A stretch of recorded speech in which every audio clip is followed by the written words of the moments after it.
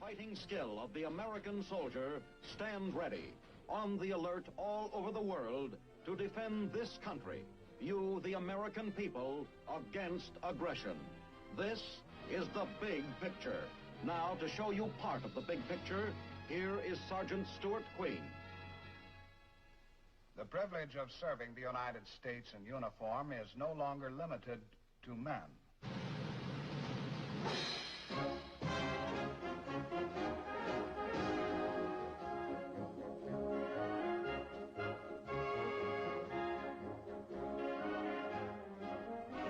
Placed by the Women's Army Corps on meticulous grooming and feminine grace is one of the first lessons learned by the recruit. There were demands that would require of her perfect physical health and stamina.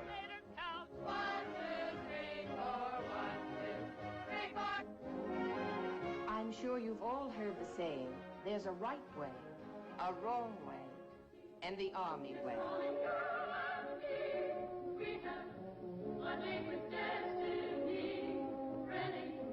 The whites are ready, their pulse is steady, the world to set free. Service, we're in it for the soul. We're looking for computer specialists, lab technicians, plumbers, carpenters, electricians, art illustrators, statisticians, air controllers, security police, auto mechanics, fire chiefs.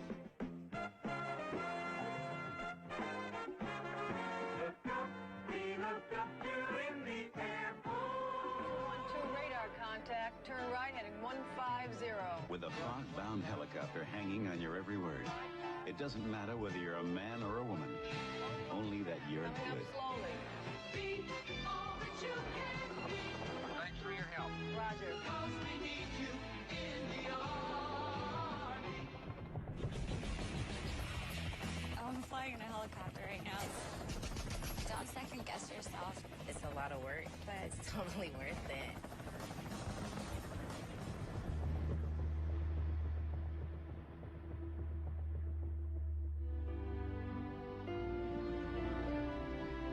There was a waiting list for the Navy over a year, and I knew I didn't want to wait that long, so I had a friend tell me about the Coast Guard, and I went to the Coast Guard, and they said that they could get me in within a month, so I said, okay, ship me off. I tried college, and I had a good job at a vineyard in East Texas. I bought my own little house, and the military was something I always wanted to do. I come from a military family. I was always taught that it's every citizen's duty to join the military. If you can, you should. And so I wanted to go ahead and join and start a career. I joined the Air Force. I was 17 years old. I had a boyfriend that encouraged me to go in. So that's what I did. My mom signed, gave me permission to go. When I was in high school, I was impressed with the Marines that I had met. There used to be a lieutenant colonel that used to run laps around the track after soccer practice. And he said, you'd be perfect for the Marine Corps because you're really fit and smart. And that's what the Marine Corps needs. The professionalism, the camaraderie, everything about it inspired me. After I graduated high school, I left for Orlando, Florida, which was the first time I was ever on an airplane in my life. Initially, it was just wanting to go see the world because I'm from a really small town. I had a college scholarship to go play basketball, but I instead opted to go into the military. So that's what I chose to do. I come from a long line of military lineage. Somebody from every generation on both sides of the family, all the way back to the Revolutionary War, had served in the armed forces. I chose the Marine Corps because no one in my family had ever done it. I love putting on a uniform every day and, you know, just getting out there and giving it my all, and it's a very proud feeling. 1,000, 2, 1,000, 3, 1,000, easy. I would have done boot camp over and over again.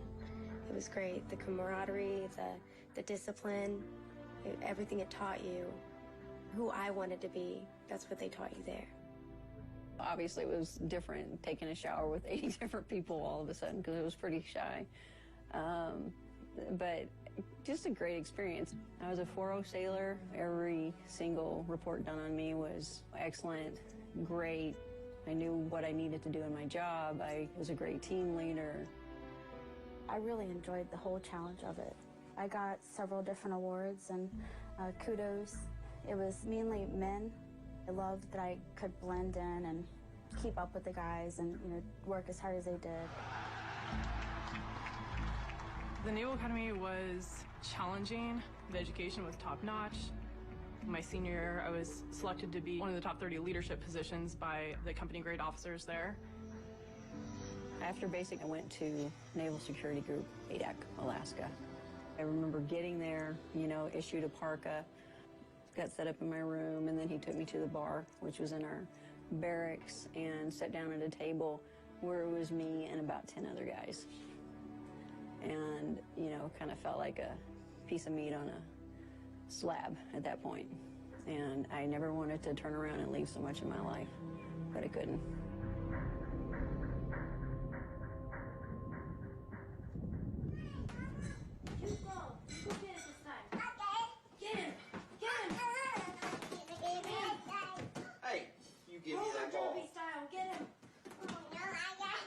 I met Corey December 17th of 2007. I was on watch when she got to the station, and she kind of just blew me away when she walked in. Cookies, right? Is this what you ordered? Okay, thank you. The command told us that she was coming, and there were some issues, but none of the crew knew exactly what had happened, and I didn't find out for a long time. I was stationed in Saginaw River, Michigan. I was the only female in my section. I had a supervisor. It got to the place where I'd get calls at 3 o'clock in the morning and he'd be drunk at a bar telling me to come get him. And I'm like, I can't, I'm in bed. And he would then threaten me. I'd walk in from training and he'd be sleeping in my bed. When we went to one of the higher ups, the chain of command, they were all like his drinking buddy, and they told me just because I didn't like somebody, they weren't going to switch me away from this guy. It was an evening around taps, and he had unlocked the door, and he'd come in, and he had an erection, and he tried to get me to touch him. I took my right hand, and I pushed him in the chest and started to yell for the other guys to kind of hear me, to hey, hey, hey. He hit me across the left side of my face. I remember holding the closet thinking, what just happened? And my face hurt so bad. And when we went to the command about it, me and the petty officer who saw my face, they let it wait because they didn't want any kind of problems going on. A couple weeks later, I needed the key to do my cleanup. So I knocked on his door, and he said, okay, yeah, come on in here, it's in here. And I said, no, I'm gonna wait out here. And he screamed at me, and he made me come in, and he grabbed my arm.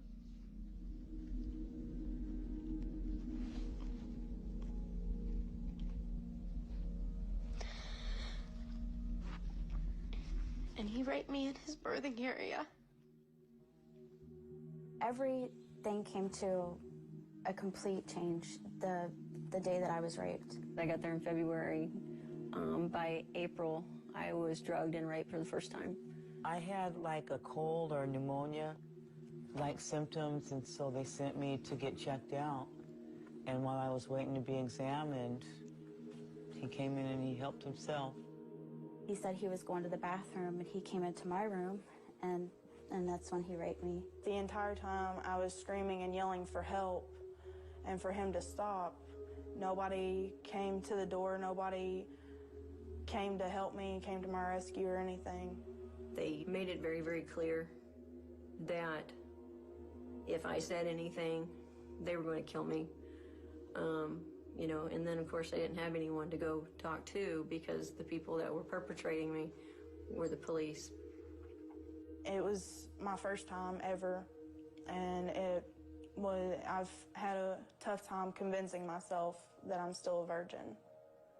If this is happening to me, you know, surely I'm not the only one, in which I found out later, going through the claims process, that I wasn't.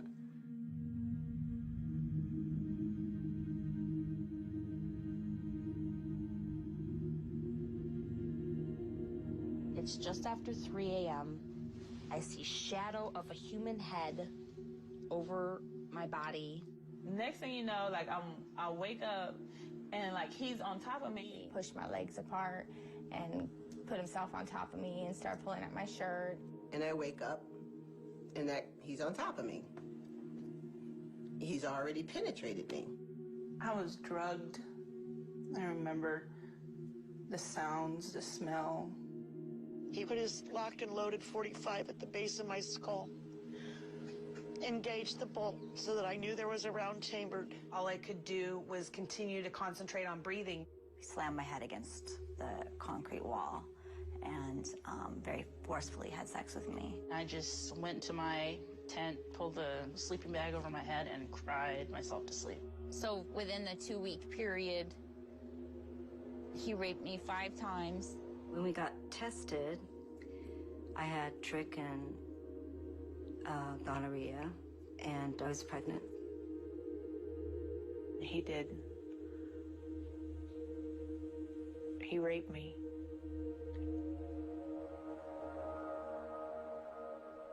In 1991, in congressional testimony, it was estimated that 200,000 women had been sexually assaulted so far in the U.S. military. If you take into account that women don't report because of the extreme retaliation, and that was, you know, more than a decade ago, I would say you could easily double that number, and it's probably somewhere near about 500,000 women have now been sexually assaulted in the U.S. military.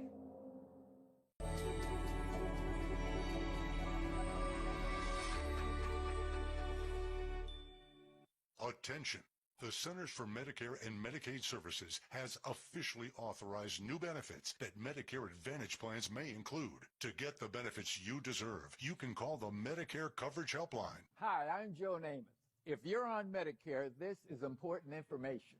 I called the Medicare Coverage Helpline and they instantly looked up my coverage. In this one simple call, they offered to enroll me in a plan that includes rides to medical appointments, private home aides, doctors and nurses' visits by telephone, and even home-delivered meals.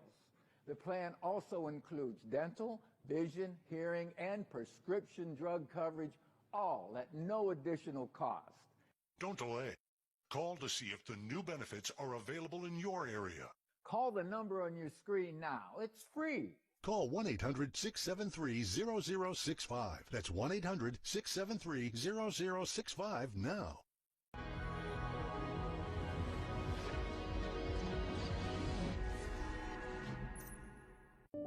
Dear viewer, thank you for finally changing the channel.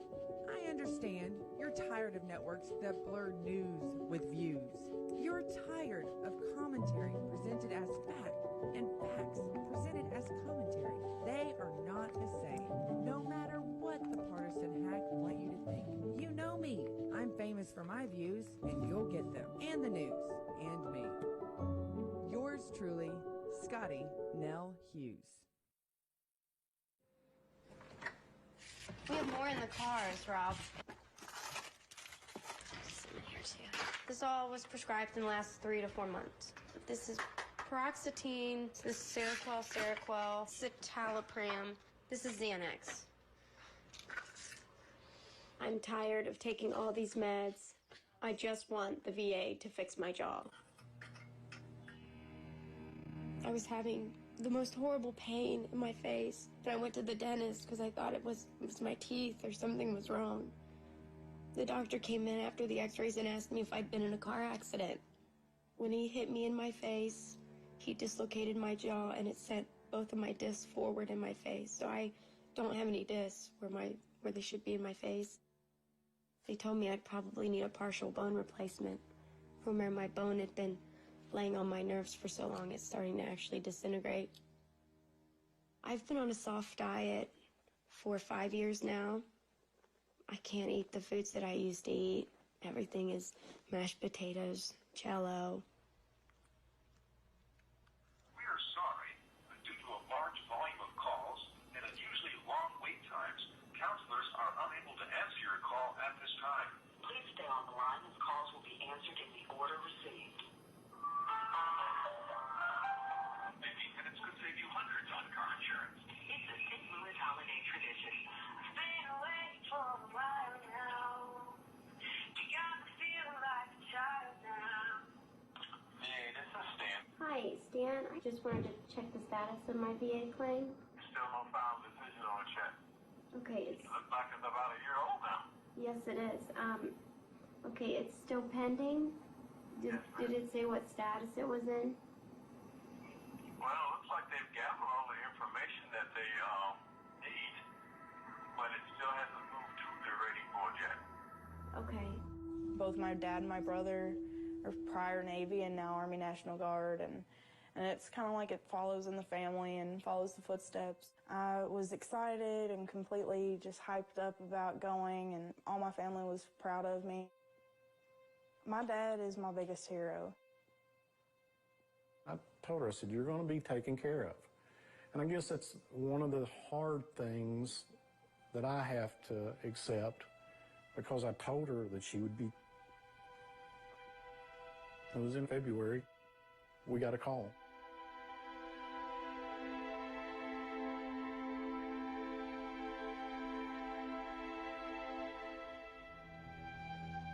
Once he was done, he rubbed his hand all over my entire body and told me, he said, I own all of this. And I was just absolutely scared, didn't know what to do. I called my dad. One of the first things she said is, Dad, I'm no longer a virgin.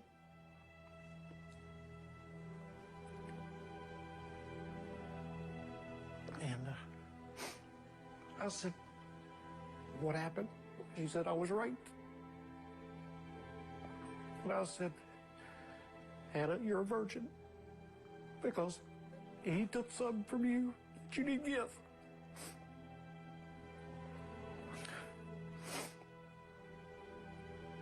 I said, so don't ever think you're not.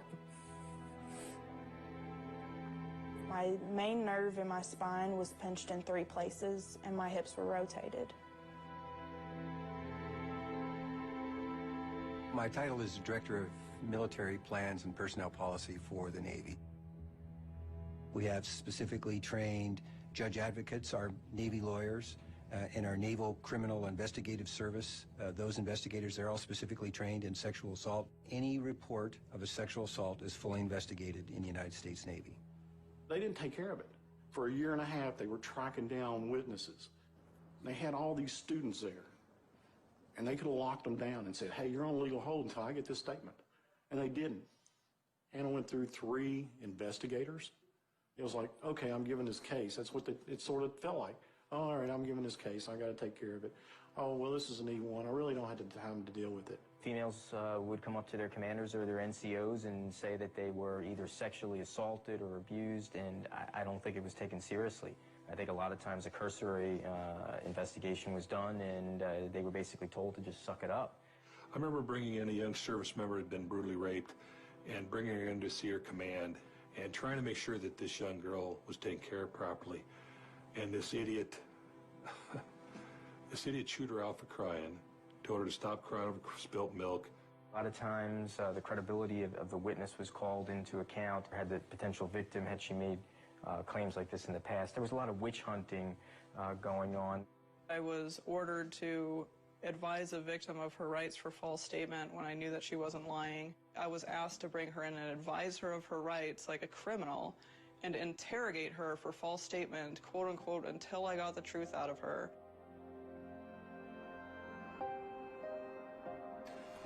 What we hear again and again from soldiers who have been raped is that as bad as it was being raped, what was as bad, if not worse, was to receive professional retaliation in their chosen career merely because they were raped.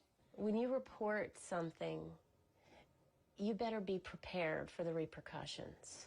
If a man gets accused of rape, it's a setup. The woman's lying. I could choose to report it, but if I wasn't, if they found that what I was saying wasn't to be truthful, then that I would be reduced in rank. You could lose your rate, you could lose rank, you could lose your school if you file a false report. So do you want to file a report? Even with the rape kit and everything, and my friend catching him raping me, they still don't believe me. I reported it 2 different times to my squad leader. And he told me that there was nothing he can do about it because I didn't have any proof. They actually did charge me with adultery. I wasn't married, he was. They took me before my lieutenant commander. He says, "Do you think this is funny?" And I said, "What do you mean?" He's like, "Is this all a joke to you?" I was like, "What do you mean?" And he goes, "You're the 3rd girl to report rape this week. Are you guys like all in cahoots? Do you think this is a game?"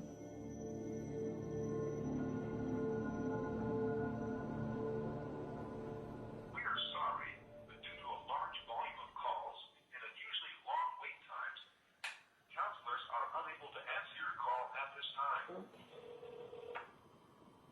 Your name, please. It's Corey Danielle McDonald. Okay.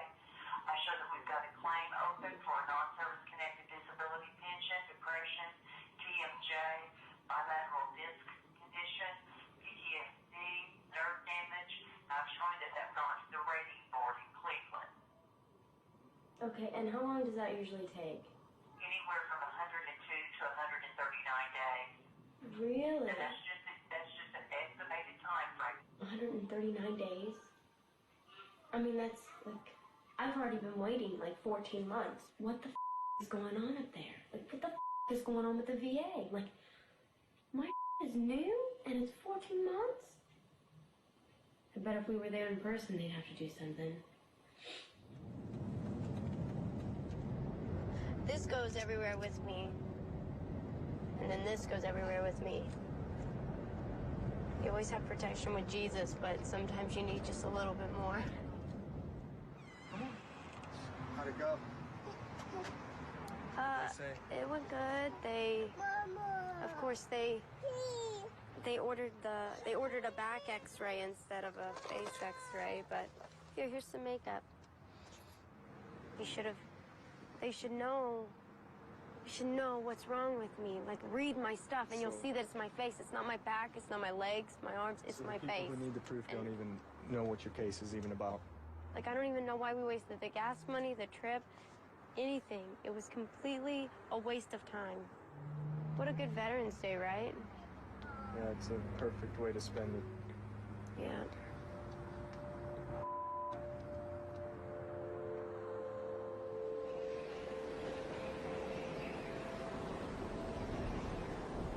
Because it was an isolated duty station, they were in charge and we were just kind of like cattle. So that was the first time that I was drugged and raped. I was in this room with some of my friends. I only had like 1 or 2 drinks and I went and laid down. It was like instantly. I was not feeling well and came to having a pillow over my head and my friend raping me. And that went on repeatedly. Most sex offenders are hunters. Just like any hunter, they study their prey. They study their movements. They study their behaviors. They study the environment. You have rapists that prey on other human beings. They stalk them. They wait until the victim is at the most vulnerable point in time to perpetrate their crimes. A lot of times the victim is somebody that the suspect is very familiar with, and they're very aware of what's going on. Most sex offenders have this hidden persona that nobody ever sees except for the victim. Therefore, when they're caught, or if somebody reports, people don't tend to believe that because they don't see the typical sex offender. If it's an officer that has habitually in the past preyed on and enlisted. They would do it once, they'd get away with it. And then they'd think, wow, this was pretty easy. I'm going to try it again. Particularly for a savvy perpetrator to work within a relatively closed system like the military, it becomes a prime target-rich environment for a predator.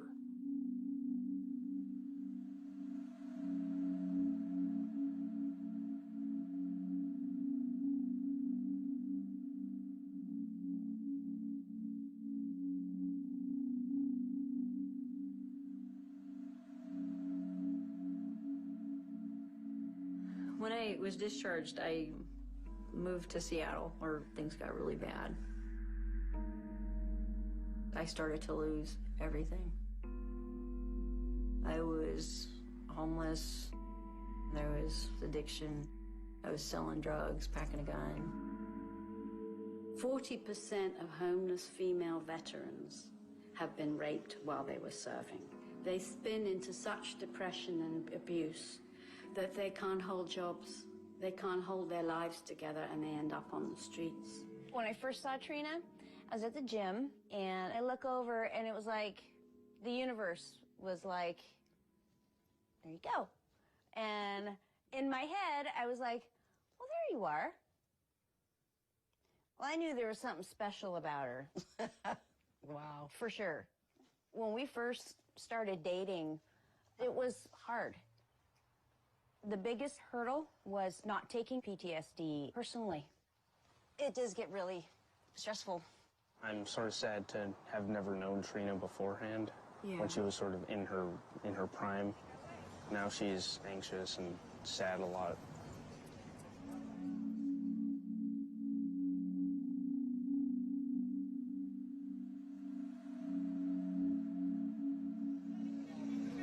You're gonna go protect me, Mitch?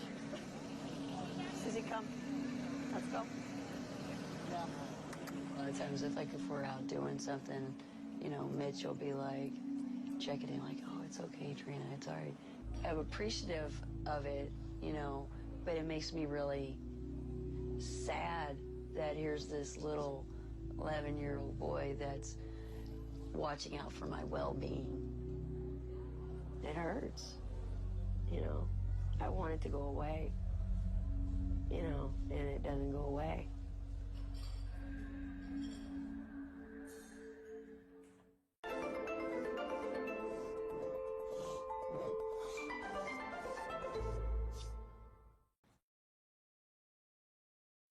I cannot remember how many times a young female Marine that had been raped or sexually assaulted had told me that she looked at these guys as her brother or the suspect as her brother.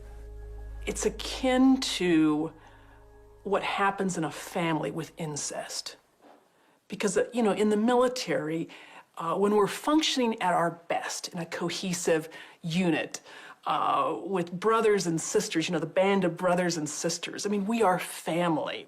When that bond of trust is violated,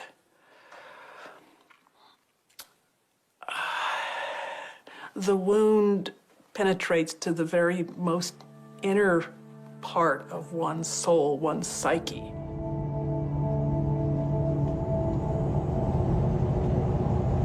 I have this folder that I keep. I have all my boot camp letters in it from my mom and my sister and people. And I was just going through some of this stuff, and I'm like, what's this? You know, and I open it up, and I'm like, oh my God, my suicide letter. Mom, I'm sorry for the grief that you must feel.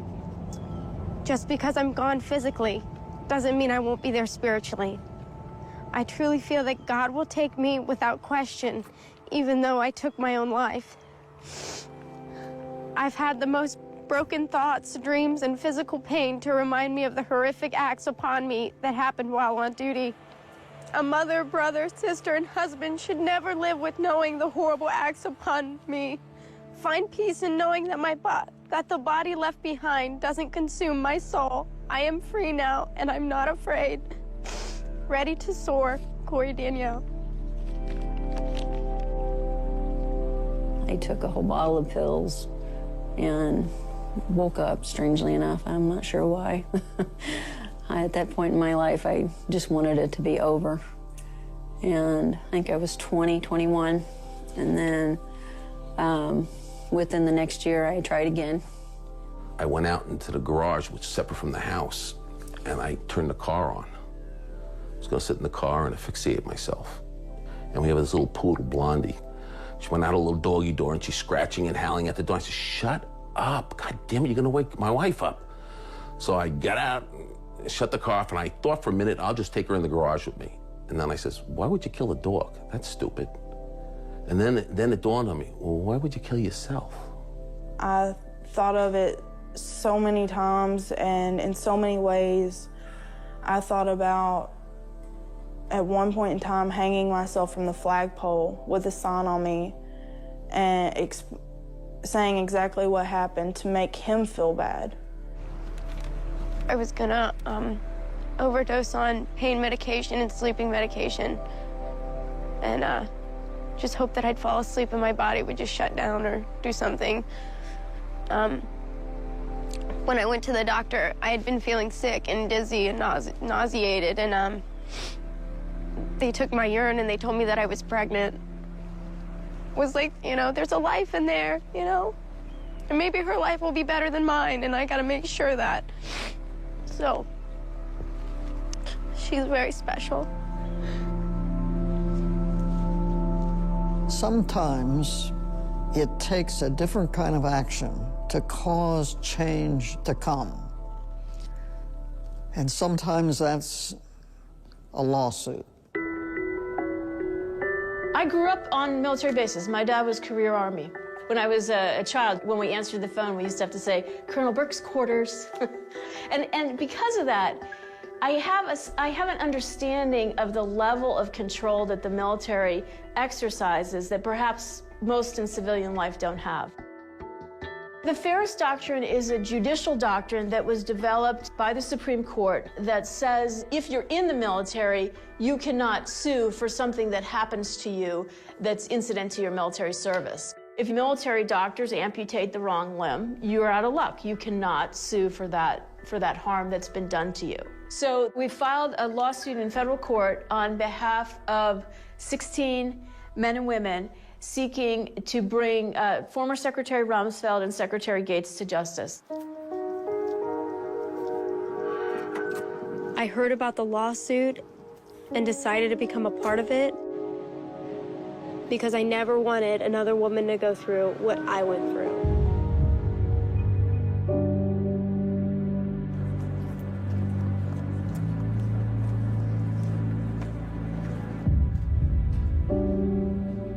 The lawsuit alleges that they have overseen a system that has deprived the rape survivors of their constitutional rights. Specifically, we allege that they deprive them of their substantive due process, procedural due process, equal protection, and First Amendment rights.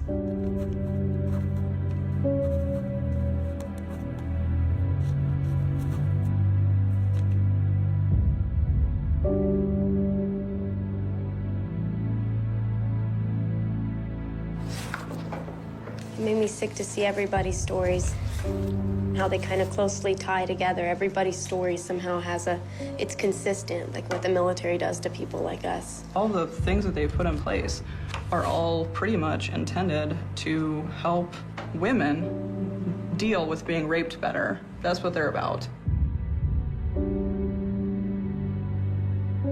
I joined the military halfway through my senior year of high school, wanting to serve my country and do new things and challenge myself in a different way.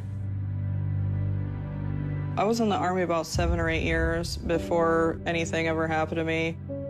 I was raped by another CID agent who was senior to me. I was contacted by an agent with Fort Riley CID who said they were investigating the suspect as a serial rapist who had raped several military law enforcement women, and I thought there was no way that, you know, he wouldn't be convicted. If I have a difficult time with anything, it's about the fact that I had an almost 10-year career, which I was very invested in, and I gave that up to report a sex offender who was not even put to justice or put on the registry, and he's probably doing the same thing right now. I had one female lieutenant pull me aside and tell me that, you know, she had heard about my case and she thought she could talk to me as one female Marine to another. And she told me, well, what he did was capitalize on an opportunity that you presented him. That's not the same thing as rape, and you need to know that. Like a month after it happened, they made me go on a hike with him. And I tried having everybody advocate for me to not make me go because I just couldn't deal with seeing him. So their solution to that was just to put him right in front of me so I could see him the whole time. So that way I could know where he was and know that he wasn't able to do anything because he was right in front of me. And I remember thinking the entire time we were up on the hills up in Camp Pendleton, like if only it was steeper, I would have jumped. There's no way out of it. I mean, if you think about it, the only way out of it is like suicide or AWOL. It's true. So those are your only two options, suicide, AWOL, or deal with it. Right now, I'm just barely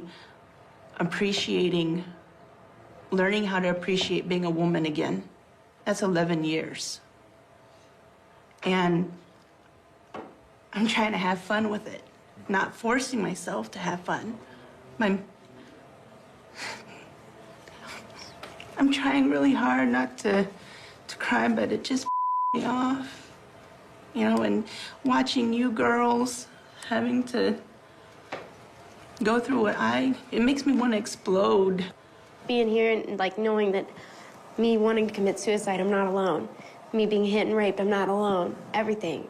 The way that they treated me, the way that they made me feel, I'm not alone. And we have all you guys with all your knowledge and everything. You guys are going to stand right up, you know? It's awesome. It's awesome. That's what I'm saying. I think the women who are coming forward in this lawsuit are very courageous because they're putting their names out there for criticism. They're putting their names out there to go down in history as they were the ones who got raped. And that isn't anything you want to go through life with.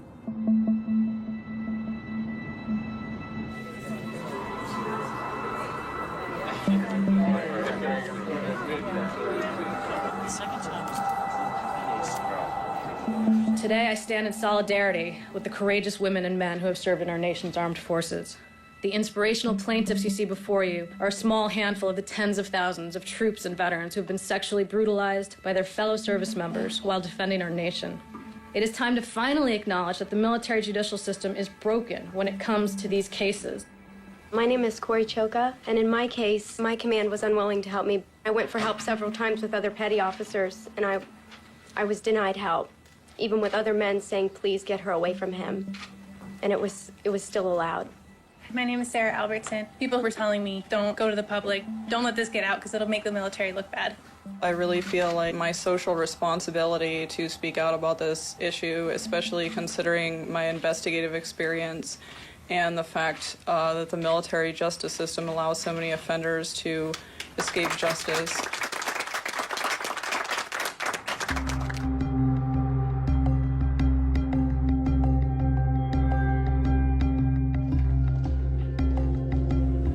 Thank you for having us.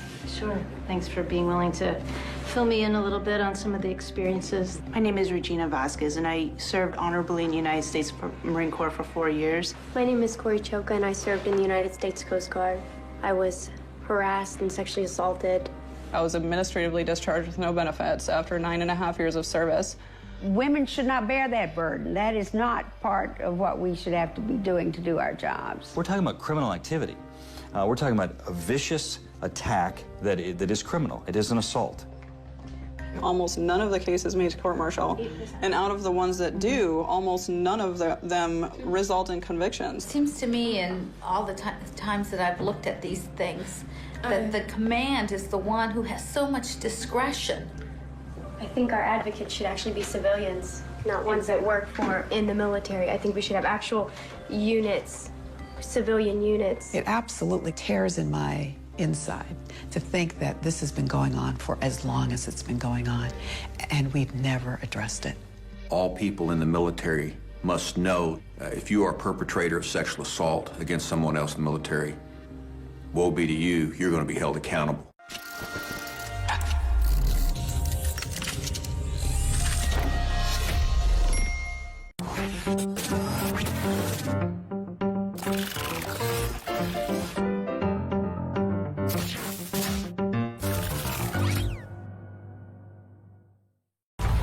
This idea was, you point out, the anecdotally, Cheney fired all the CIA agents in the field because they were too sympathetic to the locals.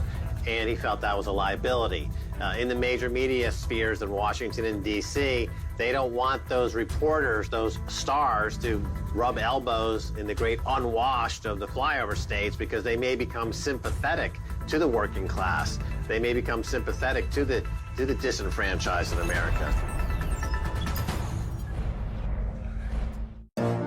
Школа Большого театра в Бразилии прежде всего не просто балет, это надежда на лучшее будущее. Это возможность для детей из необеспеченных семей выйти в лучшую жизнь.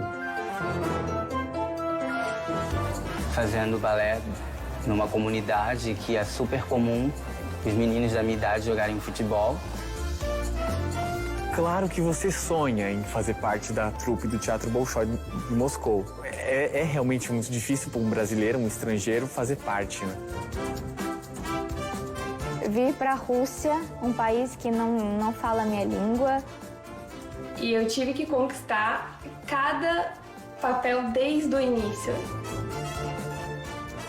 Eu gostaria de ir para a Rússia, foi um sonho meu, e ser um grande bailarino no futuro.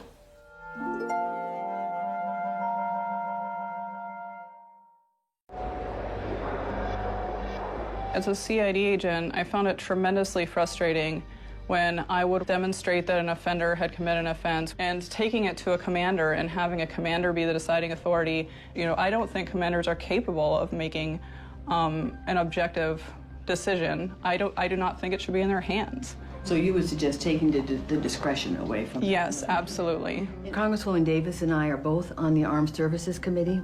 There are a number of issues that you've raised that makes, me want to go back and particularly take another look. On an emotional and individual basis, what happens after a crime like that has been committed? It's a very difficult thing to go through. And don't think I don't know. I know.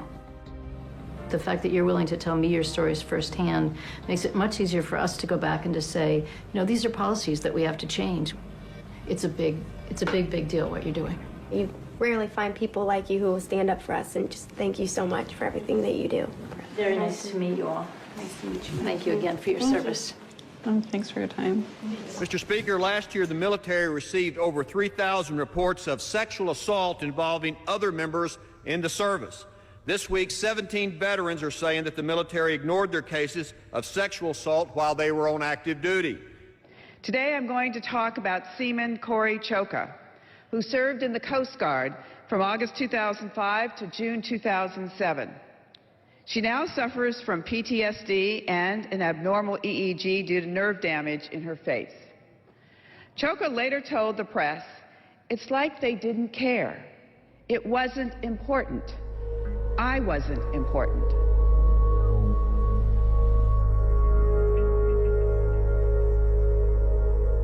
I'm going to get the mail. Fingers crossed.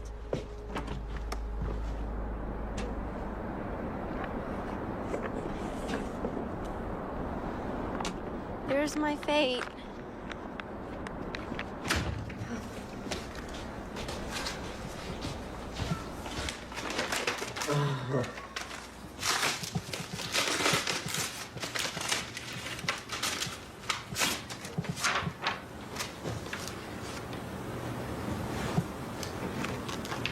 What does it say?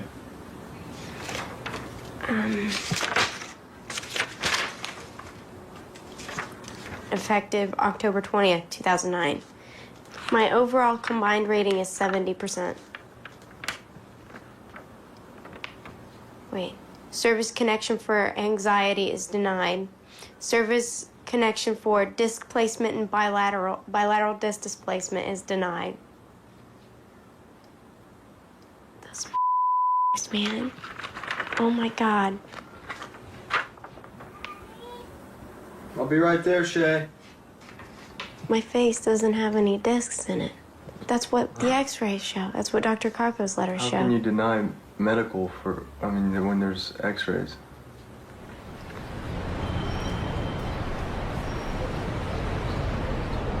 It's nice to see you again, and thank you for coming.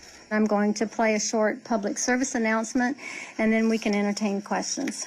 I think the prevention aspect of sexual assault goes back in some ways to risk reduction. What is risk reduction?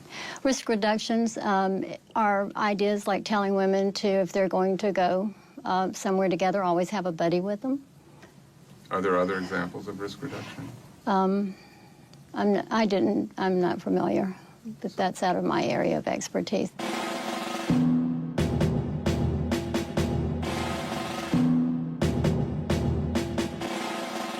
Well, I want to continue where Dr. Whitley left off, looking at what our focus is, and that's on prevention as well as response. We've really done a very good job there, and the credit goes to Dr. Whitley and her staff that has been working this for the last 5 to 6 years. I don't think the Department of Defense has really yet embraced that they have a sexual assault problem, that it's not just an issue of the cultural environment or that people are at risk for sexual assault, that their system itself, though, just does not value the rights of victims and doesn't provide them adequate protection. I have heard the accusations as well that, commanders are sweeping this under the carpet. Now, what I would say to the people that have come forward to you is, if you feel your commander is ignoring what you have asked them to do, if they're not taking care of you within that chain of command, you need to go to the DOD, the Department of Defense Inspector General. GAO, General Accounting Office, just did a study, a report, and guess what? Not one case of more than 2,500 has been reviewed and investigated by the Inspector General. And when asked about that, the Inspector General said, well, we have other higher priorities. What you really want is you want there to be a system akin to a civilian system where you go to the police and the crime is prosecuted by an impartial judicial system. As a commander, you have no favorites. You are equally to take care of every single person in your organization. That's what command is all about. These are human beings just like everybody else. You cannot be impartial when you are already involved with people in other settings. I would take exception with your characterization that the disposition of the case is based on the relationship between the commander and the alleged perpetrator.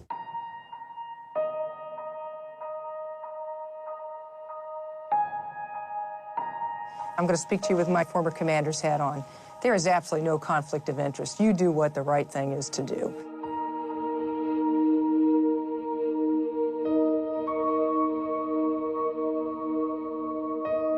You have other avenues, and those, if you feel like you have not been taken care of adequately by your commander, go up through your congressman or your congresswoman, file a complaint that way. You can't go to your congressman to obtain justice for being raped. I mean, imagine how silly that is. Imagine if you told civilians that. Oh, gee, sorry you were raped. Go talk to your congressman?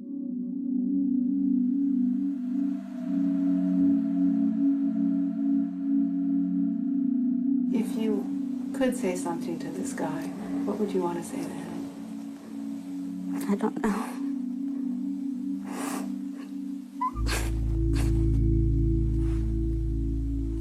I don't think it's affected his life at all.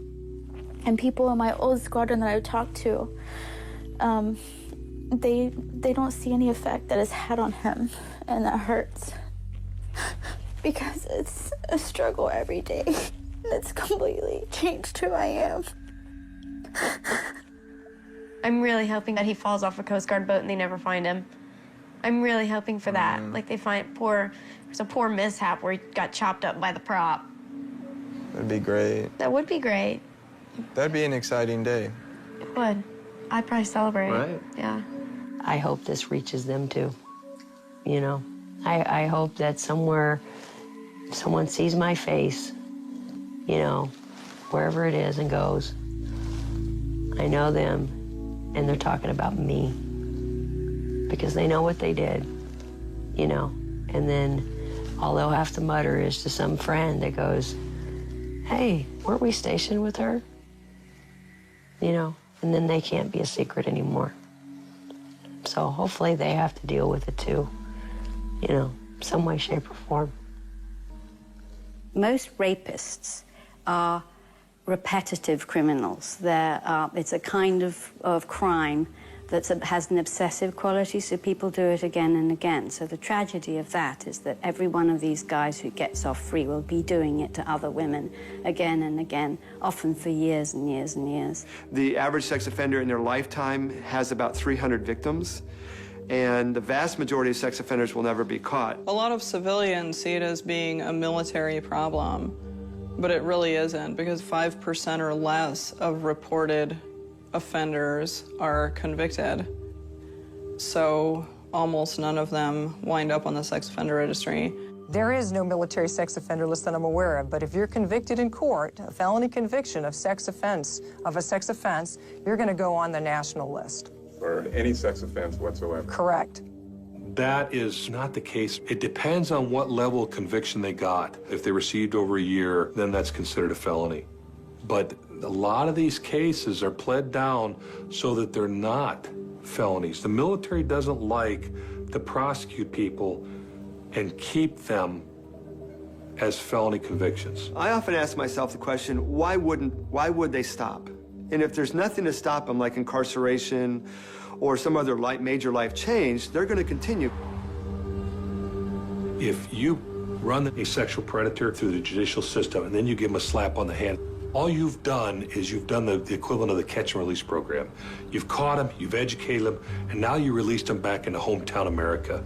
He now knows a lot more about the law enforcement, the judicial system, than he did when he first started, which makes him a much more capable criminal and a much more dangerous criminal. They go on to literally prey on women and men in our neighborhoods across the United States. I mean, if we don't care about women or men in the military, then we hopefully should care about women and men, you know, girls and boys in our neighborhoods back home.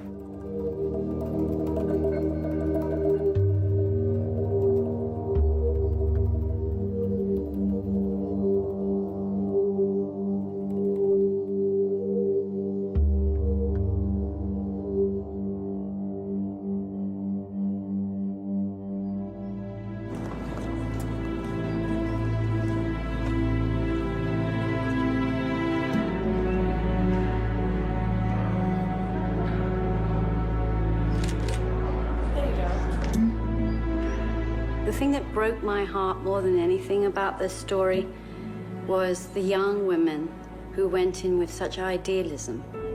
I want to serve my country, I want to give back. To see a young person's hope and idealism crushed in that brutal way, I think we owe our young people more than that. Increasingly, women are becoming some of the best trained professionals that we have in the military. These are great soldiers, and we can't afford to lose them. Yeah, I'm happy to never have to wear that again. People deeply believe in their hearts to serve their country. They should be given that chance, with respect. You know, it's part of, really, our American way. Do you think that we deserve Purple Hearts because we were wounded in time of war? They're never gonna give us one. You know, but I'm just saying, maybe there should be a ribbon for women who served our country. Who have survived it, you know? Survived it. We have a good army, a good military, but not a great one. And this is the kind of issue that keeps our military from being great. We can view this as a shared challenge. It's not just a woman's issue. It's not just something that the military has to deal with, but as a society, we're all in this together.